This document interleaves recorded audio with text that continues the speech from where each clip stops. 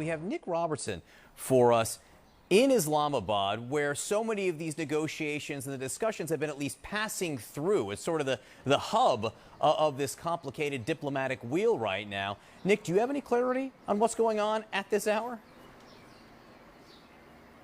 Yeah, I think I do. And we've got the clues from both Secretary Hegseth and Secretary Rubio. Secretary Rubio has really focused on this issue of trying to find some very simple language, some very simple steps, and a memorandum of understanding that sets out the key issues that will be discussed.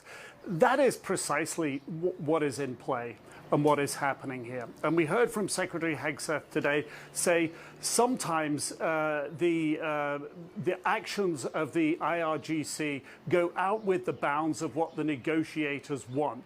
That's exactly what we've witnessed. With Project Freedom, the IRGC went out with the bounds of where the negotiators are.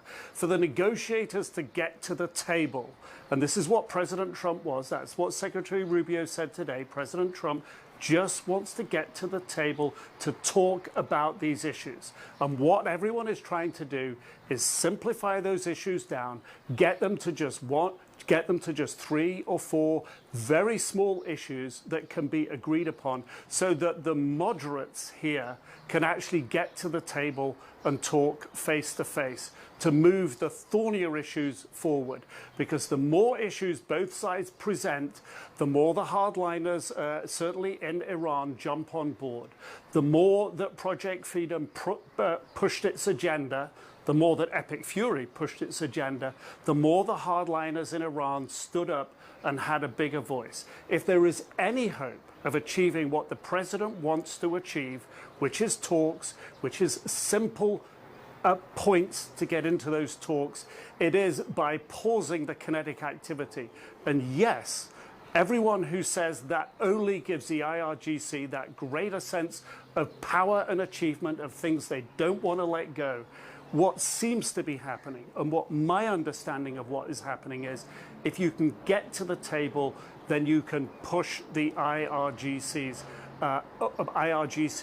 agenda to the margins and try to get some substantive agreement. Remembering that when J.D. Vance was here on the 11th and 12th of April, it seems so long ago now, the assessment then was that they were very close to a deal. It slipped through their fingers. I think there's an effort to try to recapture that moment, but by continuing in a military or a vein that the IRGC sees as provocations, that's not going to work. So from my understanding, from the big picture, from the details I see here, that I think is what's in play.